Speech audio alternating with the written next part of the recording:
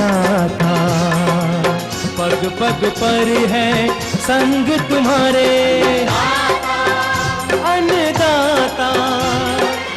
लहू किसानों का बन के पसीना सींचता है धरती का सीना।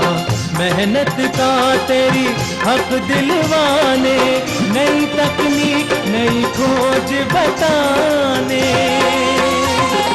पशुधन को गुणवान बनाना, पौध सुरक्षा को सिखलाना, खेती के सब गुर समझाने, भारत का सरताज बनाने। आठों पहर है संग तुम्हारे अन्नदाता, अन्नदाता। नमस्कार, मैं हूं आपके साथ रुचि और आप सभी दर्शकों का अन्नदाता कार्यक्रम में स्वागत करती हूं। हर रोज की तरह कार्यक्रम में लेकर आई हूं खेतीबाड़ी से जुड़ी हुई बहुत सी लाभकारी जानकारियां। तो चलिए सबसे पहले देखते हैं क्या है विशेष आज के कार्यक्रम में। भरपूर उत्पादन देने वाली हल्दी की उन्नत प्रजातियां और वैज्ञानिक बोवाई तकनीक। कृषि यंत्रों के अच्छे संचालन के लिए कैसे करें इनकी देखरेख और मरम्मत।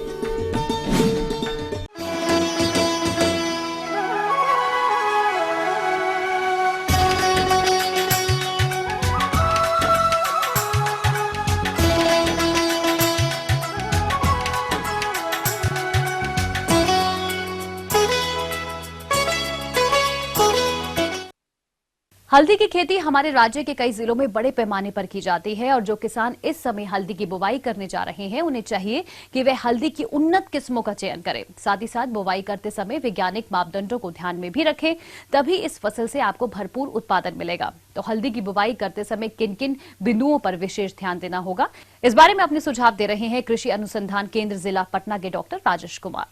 किसान बंधु, आप हल्दी की खेती कर सकते हैं। सबसे अच्छी आपकी दोमट मिट्टी है, उसमें इसका उपज प्राप्त होती है। इसके अलावा हल्दी की खेती आप जो भी आपकी किसी बाग में या जो छायादार जगह हो वहाँ भी आप लगा सकते हैं, इसकी उपज प्राप्त हो जाती है। हल्दी की अधिक उपज लेने के लिए जीवांश युक्त जल निकासी वाली बलुई दोमट भूमि उपयुक्त होती है। खेती की तैयारी के लिए किसान भाई सबसे पहले एक बार गहरी जुताई करें। उसके बाद 3 से 4 जुताई मिट्टी पलटने वाले हल या देसी हल से करें। इसके बाद पाटा चलाकर मिट्टी को भुरभुरी कर खेत को समतल कर लें। और आइए अब जानते हैं इसकी उन्नतशील प्रजातियों के बारे में। आपको ये जानना चाहिए कि इसमें कौन सी उन्नत प्रभेद है। तो राजेंद्र सोनिया ये हल्दी जो है ये उन्नत प्रभेद है। इसकी उपज क्षमता 400 से 450 क्विंटल प्रति हेक्टेयर है। इसके अलावा RH5 जो है ये 500 से 550 क्विंटल इसकी उपज पाई जाती है। किसान बंधु को हल्दी की खेती के लिए बीज दर 25 क्विंटल बीज की आवश्यकता होती है हेक्टेयर के लिए, और जो बीज का आकार हो वो 30 से 35 ग्राम का होना चाहिए। इसकी देखा गया है कि अच्छा जो है इसका जर्मिनेशन होता है और पौधा स्वस्थ रहता है। हल्दी की फसल की शुरुआती अवस्था में रोग व कीटों से बचाने के लिए और कंदों के अच्छे अंकुरण के लिए बुआई से पहले कंदों को उपचारित करना जरूरी होता है। तो आप कैसे करें बीज को उपचारित, आइए जानते हैं। लगाने से पहले हल्दी बीज को लगाने से पहले कंद को अवश्य ही उपचारित करें। उपचार करने का अच्छा तरीका है कि किसान बंधु 2.5 ग्राम इंडोफिल M45 और उसमें 0.1% बेबेस्टिन मिला करके, और आप जो आपका प्रकंद है कंद है कि बीज उसको आधे घंटे तक उसमें डुबो कर रखें। इसके बाद उसको निकाल करके आप लगाएंगे तो इसमें बीमारियों को कीड़ों का प्रकोप बहुत ही कम होगा। पिछले कुछ वर्षों में हल्दी का मूल्य बढ़ने के कारण हल्दी के बीज के रूप में प्रयोग होने वाले कंद को आकार के हिसाब से उनको 3 से 4 टुकड़ों में काटने के बाद कंदों को फफूंदनाशक दवा के उपचार करके इनकी प्रो ट्रेट में नर्सरी तैयार की जा सकती है। इस प्रकार नर्सरी तैयार करके किसान बीज में लगने वाली लागत को कम कर सकते हैं। इनको लगाने के लिए किसान बंधु को 30 गुने 20 सेंटीमीटर की दूरी पर लगाना चाहिए। और जो इसकी गहराई होनी चाहिए वो 5 से 6 सेंटीमीटर तक होनी चाहिए। मई में अवश्य ही, मई के लास्ट तक किसान बंधु इसे अवश्य ही लगा देना चाहिए। इसके अलावा यदि आप इसकी नर्सरी तैयार करके रोपाई कर रहे हैं तो सबसे पहले मेड़ का निर्माण करें, जिसमें कतार से कतार की दूरी 30 सेंटीमीटर और पौधे से पौधे की दूरी 20 सेंटीमीटर रखते हुए इसकी बुआई करें। प्रत्येक फसल की भांति हल्दी की फसल में विभिन्न पोषक तत्वों की आवश्यकता होती है, तो इनकी कितनी मात्रा फसल को कब देनी है, आइए जानते हैं। इसमें सड़ी हुई गोबर या कंपोस्ट 25 से 30 क्विंटल आप देते हैं तो बहुत अच्छा उपज हो जाती है। इसके अलावा किसान बंधु को इसमें नाइट्रोजन, फास्फोरस और पोटास की आवश्यकता पड़ती है। इसके लिए किसान बंधु को आप 120 से 150 किलोग्राम नाइट्रोजन, 50 से 60 किलोग्राम फास्फोरस और 100 से 120 किलोग्राम पोटास की आवश्यकता पड़ती है। इसके साथ साथ किसान बंधु को अवश्य ही 20 से 25 किलोग्राम जिंक सल्फेट का व्यवहार करना चाहिए, जिससे कि उनकी उपज जो है बहुत अच्छी प्राप्त होगी। तो निस्संदेह आपको जो है ये हल्दी की अच्छी कीमत प्राप्त होगी और इस तरह से आप जो है इसकी अच्छा उपज लेकर के और अपनी आमदनी को आप सुधार सकते हैं। ये थी कुछ उपयोगी जानकारियां। आप लेते हैं यहाँ पर एक छोटा सा ब्रेक, जल्द लौटेंगे और कार्यक्रम में आगे हैं महत्वपूर्ण जानकारियां। आप बने रहिए हमारे साथ।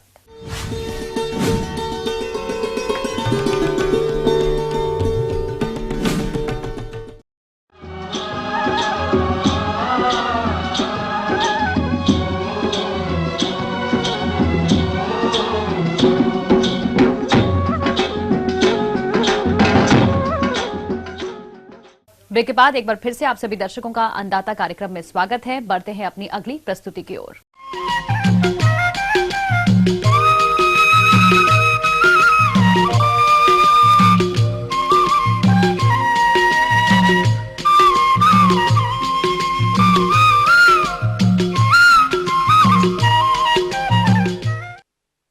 आज का युग आधुनिक युग है और इससे कृषि क्षेत्र भी अछूता नहीं है। आज प्रदेश के अधिकांश किसान फसलों की बुवाई से लेकर कटाई, गहाई तक का कार्य मशीनों से ही करते हैं। लेकिन अक्सर देखने में आता है कि किसान मशीनों का उपयोग करने के बाद उन्हें यूं ही रख देते हैं, जिससे आने वाले समय में ये मशीनें सुचारू रूप से काम नहीं करती है। इसीलिए कृषि यंत्रों के प्रयोग से पहले और प्रयोग के बाद आप इनका रखरखाव कैसे करें, इस बारे में जानकारी दे रहे हैं RAU पूसा समस्तीपुर के कृषि अभियंता मनोरंजन कुमार। कोई भी जो एग्रीकल्चर में ऑपरेशन होता है वो कई तरह का होता है। जैसे कि सर्वप्रथम अगर आप एग्रीकल्चर ऑपरेशन लेते हैं तो सर्वप्रथम होता है ज़मीन की जुताई, उसके बाद होता है बुआई। तो अगर हम कोई भी मशीन को अगर उपयोग में लाते हैं तो इसका मशीन से अगर कोई भी ऑपरेशन करते हैं एग्रीकल्चर ऑपरेशन, तो हमारा ये 3 मुख्य लक्ष्य होता है कि श्रम में बचाव हो, शक्ति में, ऊर्जा में बचाव हो और पैसा में बचाव हो। तब हम जाकर के उसका महत्व को जानते हैं। जो कंडीशन है उसके लिए हम लोग सही मशीन का चुनाव करके उसका सही जगह जो हमारा एरिया हो उसके अनुसार हम लोग देखें और सही ढंग से उसके मैचिंग इम्प्लीमेंट को हम लोग व्यवहार में लाएं। और उसके बाद हम लोग कोई भी इम्प्लीमेंट लेते हैं, व्यवहार करते हैं, तो व्यवहार के बाद जो हमारा उसका केयर होता है, उसका केयर मेंटेनेंस होता है, यानी रख रखाव जो होता है वो बहुत ही इम्पोर्टेंट है। जैसे कोई भी मशीन अगर हम व्यवहार में लाए, एग्रीकल्चर फील्ड में ले गए, तो स्वाभाविक है कि उसमें गर्दा और मिट्टी का लगना जरूरी है, वो लगेगा ही। तो हम लोग जैसे ही व्यवहार करने के बाद मशीन को घर वापस लाते हैं, शेड में रखते हैं, तो सबसे पहले उसको धो दीजिए, धोना चाहिए। धोने से या साफ सफाई सब कपड़े से कर देना चाहिए। जिस तरह का देख लें, अगर लोहे का मशीन है तो धो दे बढ़िया से, या ये है तो धोने के बाद उसको थोड़ा अच्छी तरह से पानी को सूख जाने दीजिए। सूख जाने के बाद उसमें हम लोग जहाँ पे देखिए निपुल दिखा दें, जहाँ पे ग्रीसिंग करना है ग्रीसिंग कर दें, जहाँ पे मोबिल डालना है मोबिल डाल दें, और अगर जिस पे मशीन पे बेल्ट लगा हुआ है तो बेल्ट को लूज कर दें, ताकि हमेशा टाइट रहने से बेल्ट जो है गर्म और ठंडा की वजह से वो फटने लगता है। तो बेल्ट को लूज कर दें। जहाँ पे बेयरिंग है वहाँ पे हम लोग लुब्रिकेशन कर दें, अगर ग्रीसिंग करने की जगह है तो ग्रीसिंग कर दें। जो वर्किंग मैनुअल में जो मशीन का जो मैनुअल मिलता है उसमें जिस तरह से रख रखाव के बारे में व्यवहार के बाद दिया गया है उसको सही ढंग से कर दें। और जितने भी जो एग्रीकल्चर मशीन होते हैं लगभग लोहे के बने होते हैं, तो लोहा अगर हम कुहासे में रख दें, खुली छत में रख दें, तो क्या होता है कि कुहासे से उसमें जंग लगने की संभावना ज़्यादा बढ़ जाती है। इसलिए हम लोग या तो पॉलीथीन से ढक दें या कहीं शेड में रखें जहाँ पे कि हमारा जो कुहासा या नमी, जो हवा में जो नमी आती है ठंड के मौसम में, वो कम करे। इससे हमारा मशीन हमेशा के लिए अच्छी तरह रहेगा। और टायर का जो मशीन जो हमारा जिसमें टायर लगा हुआ है, तो टायर का प्रेशर हमेशा देखते रहेंगे। तो टायर का प्रेशर अगर देखें, अगर व्यवहार के बाद उसे लाते हैं तो टायर को आप हटा दें और उसको किसी भी जगह पे, सुरक्षित जगह पे, जहाँ पे कि पानी का प्रकोप या कुहासे का प्रकोप ना रहे। और इस तरह से अगर हम व्यवहार करते हैं, मशीन को रखते हैं, तो हमारा मशीन का जो लाइफ है, आयु है, वो बढ़ जाता है। आगे और भी है कुछ रोचक जानकारियां, यहाँ पर रुकेंगे एक और ब्रेक के लिए, जल्द हाजिर होते हैं।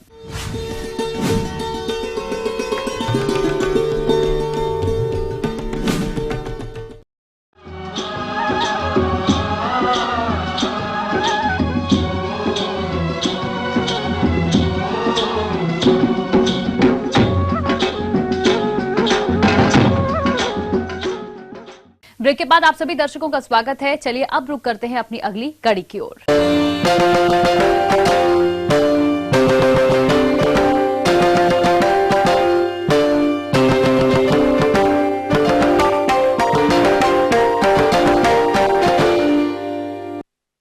फसल चाहे कोई भी हो, उससे अधिक उत्पादन लेने के लिए आवश्यक है कि आप फसल में संतुलित मात्रा में उर्वरकों का प्रयोग करें। लेकिन कभी कभी किसानों द्वारा संतुलित मात्रा में उर्वरकों का प्रयोग करने के बाद भी फसल से अच्छा उत्पादन नहीं मिल पाता है। तो इसका मतलब एकदम साफ है कि आपके उर्वरक नकली व मिलावटी हो सकते हैं, क्योंकि थोड़े से फायदे के लिए दुकानदार तथा बिचौलिए इन उर्वरकों में मिलावट करके बेचते हैं। और किसानों की इसी समस्या को देखते हुए हमारे संवाददाता ने भारतीय कृषि अनुसंधान परिषद नई दिल्ली में आयोजित कृषि मेले में उर्वरकों की शुद्धता की जांच करने के बारे में कुछ जानकारियां प्राप्त की हैं। तो किसान किस प्रकार से करे अपने स्तर पर उर्वरकों की शुद्धता की जांच, इस बारे में जानकारी दे रहे हैं एक विषय विशेषज्ञ। किसान को ऐसा जो पता नहीं होता है कि ये फर्टिलाइजर जो एडल्ट्रेटेड है असली है या नकली है, क्योंकि जो एडल्ट्रेशन करता है वो एडल्ट्रेशन का एक के लिए कई प्रकार की विधि वो अपनाता है। जैसे आपका रिक्रिस्टलाइजेशन है, सिंपल हीटिंग है, उसके बाद ग्रेनुलेशन है, कलरेशन है, ये सब करके वो जो अपना एज ए जैसा मेकअप का जो फर्टिलाइज़र बनाता है, आपका जैसे साउंड फर्टिलाइज़र होता है, सेम उसी टाइप का वो एडल्ट्रेटिव होता है। अपना जो नकली खाद जो उसको मिलाना होता है फर्टिलाइज़र के साथ, उसको मिला करता है, वो बनाता है, बना करके उसके साथ वो एडल्ट्रेट करता है। और इसके बारे में किसान को कोई जानकारी नहीं हो पाती है। ऐसा किसान ज़्यादा, इसलिए तो इसमें इसका फिजिकल प्योरिटी टेस्ट है, दूसरा जो है इसका जनरल टेस्ट होता है, फिजिकल आपका सॉल्बिलिटी टेस्ट है और न्यूट्रिएंट टेस्ट है। यूरिया को जब पानी को साथ इसमें यूरिया को इसके साथ में जब पानी के साथ हम डिस्टिल वाटर के साथ डिजॉल्व करते हैं टेस्ट ट्यूब में, तो ये सारा का जो है ये तो कोल्ड इफेक्ट होता है। उसको हम टच करेंगे फिंगर से तो मुझे बहुत ठंडा महसूस होगा। अगर प्योर यूरिया है तब तो ठंडा महसूस होगा, अगर वो मिलावटी है तो उसमें जो है बहुत हल्का जितना भी यूरिया का पार्ट है उतना तो थोड़ा बहुत महसूस होगा ही, लेकिन उतना जैसा प्योर यूरिया में महसूस होगा हमें कोल्ड इफेक्ट, उतना उसमें नहीं आएगा। शुद्ध यूरिया के दानों को यदि गर्म तवे पर रखा जाए तब वह पिघल जाते हैं तथा तेज आंच करने पर कुछ भी अवशेष नहीं बचता। ये तो हुई बात यूरिया की शुद्धता की। और अब आइए बात करते हैं डाई अमोनियम फॉस्फेट यानी DAP की शुद्धता के प्रमुख लक्षणों के संबंध में। शुद्ध DAP के कुछ दानों को हथेली पर लेकर उसमें चूना मिलाकर रगड़कर सूंघने पर तीक्ष्ण गंध निकलती है, जिसे सूंघना मुश्किल हो जाता है। DAP के दाना सख्त भूरा काला बादामी रंग लिए हुए होता है, जो नाखूनों से छुड़ाने पर नहीं छूटते हैं। शुद्ध DAP के दानों को तवे पर रखकर धीमी आंच पर गर्म करने पर दाने फूल जाते हैं। आइए अब बात करें म्यूरेट ऑफ पोटाश की शुद्धता के पहचान के संबंध में। शुद्ध म्यूरेट ऑफ पोटाश या MOP सफेद कणाकार पिसा हुआ लाल मिर्च जैसा मिश्रण होता है। शुद्ध म्यूरेट ऑफ पोटाश के दाने नम करने पर आपस में चिपकते नहीं हैं। MOP जैसे म्यूरेट ऑफ पोटाश जिसको कहा जाता है वो पानी में डिजॉल्व होता है। डिस्टिल्ड वाटर के साथ अच्छी तरह से उसको हम टेस्ट ट्यूब में प्रणाली में डिजॉल्व कर लेते हैं। डिजॉल्व करने के बाद हम देखेंगे थोड़ी देर बाद कि जो इनसॉल्युबल मैटर होता है, अघुलनशील पदार्थ, वो सारा जो है बॉटम की तरफ टॉप की तरफ जो है बॉटम टॉप की तरफ जो मूव कर जाता है, उसकी टेंडेंसी होती है। शुद्ध म्यूरेट ऑफ पोटाश यदि पानी में घोला जाए तब खाद का लाल भाग पानी के ऊपर तैरता है। किसान भाइयों, अब बात करते हैं सुपर फॉस्फेट की शुद्धता की पहचान के बारे में। यह सख्त दानेदार भूरा काला बादामी रंगों से युक्त तथा नाखूनों से आसानी से न टूटने वाला उर्वरक है। यह चूर्ण के रूप में भी उपलब्ध होता है। इस दानेदार उर्वरक की मिलावट DAP व NPK मिक्सचर के साथ किए जाने की काफी संभावना रहती है। सुपर फॉस्फेट के शुद्ध दानों को यदि गर्म किया जाए तो फूलते नहीं हैं, जबकि DAP व अन्य कॉम्प्लेक्स के दाने फूल जाते हैं। इस प्रकार मिलावट की पहचान आसानी से की जा सकती है। और आइए अब अंत में बात करते हैं जिंक सल्फेट के बारे में। जिंक सल्फेट में मैग्नीशियम सल्फेट प्रमुख मिलावटी रसायन है। भौतिक रूप से समानता के कारण जिंक सल्फेट में मैग्नीशियम सल्फेट की मिलावट की पहचान कर पाना कठिन है, किंतु DAP के घोल में जिंक सल्फेट के घोल को मिलाने पर थक्केदार घना अवक्षेप बन जाता है, जबकि मैग्नीशियम सल्फेट के साथ ऐसा नहीं होता है। जिंक सल्फेट के घोल में पतला कास्टिक का घोल मिलाने पर सफेद मटमैला मांड जैसा अवक्षेप बनता है, जिसमें गाढ़ा कास्टिक का घोल मिलाने पर अवक्षेप पूर्णतया घुल जाता है। यदि जिंक सल्फेट की जगह मैग्नीशियम सल्फेट है तो अवक्षेप नहीं घुलेगा। किसान भाइयों, उपरोक्त लक्षणों के आधार पर आप असली व नकली उर्वरकों की पहचान स्वयं कर सकते हैं और नकली उर्वरकों द्वारा होने वाली हानि से बच सकते हैं। और मिलावट की पुष्टि हो जाने की दशा में आप ऐसे मुनाफाखोर विक्रेता एवं कंपनी की शिकायत संबंधित जनपद के जिला कृषि अधिकारी से कर सकते हैं और उपभोक्ता फोरम के माध्यम से उनके खिलाफ उचित कानूनी कार्रवाई कर सकते हैं।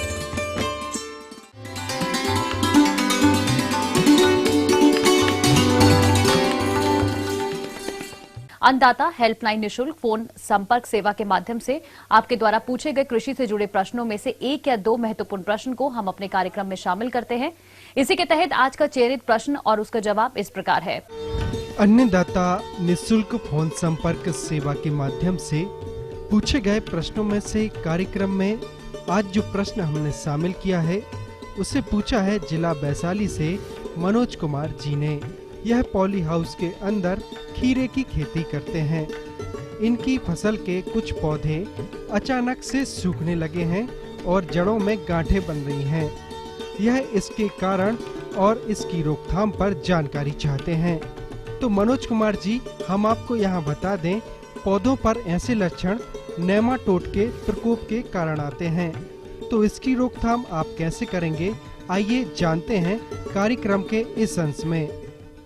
के एक तरह का एक कीट है जो कि सॉइल से संबंधित है, मिट्टी से संबंधित कीट है, जिसका भोजन जो है मुख्य रूप से ये इसी समय के आधार पर होता है, जिसमें मॉइस्चर वगैरह जब बढ़ जाता है, मॉइस्चर और ह्यूमिडिटी जब बढ़ती है तो इसका प्रकोप ज़्यादा मात्रा में आता है। और ये सिर्फ लतर वर्गीय ही नहीं, ये आपका टमाटर में भी आ जाता है, ये आपका मिर्चा में भी देखेंगे, ये आपका जो ब्रिंजल जो बैगन है उसमें भी ये आता है।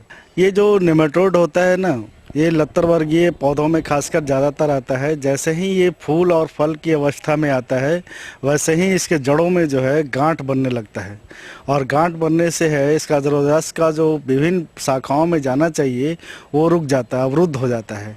तो अवरुद्ध होने के कारण जाहिर सी बात है कि फूल की संख्या में कमी आएगी।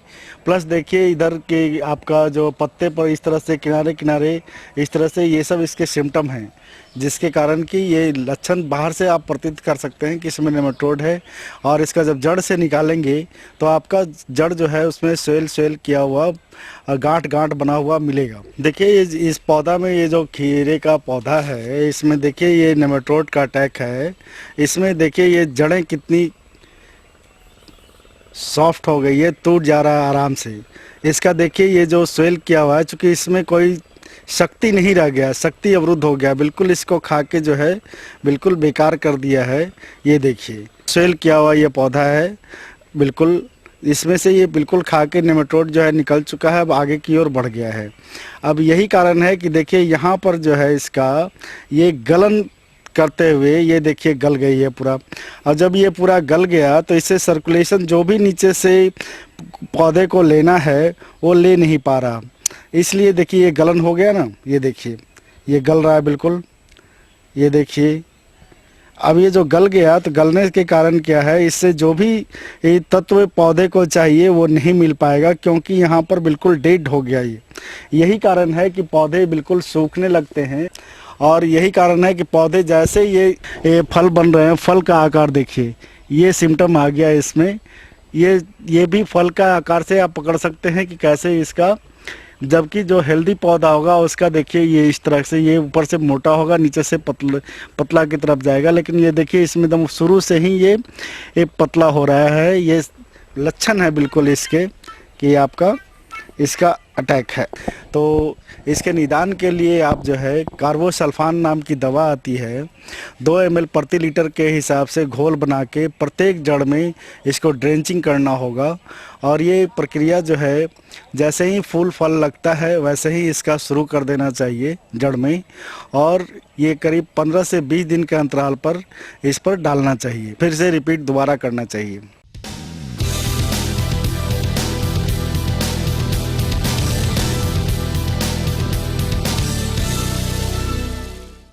राज्य की विभिन्न मंडियों में कृषि उत्पादों के चढ़ते उतरते बाजार भाव की संक्षिप्त जानकारी इस प्रकार है।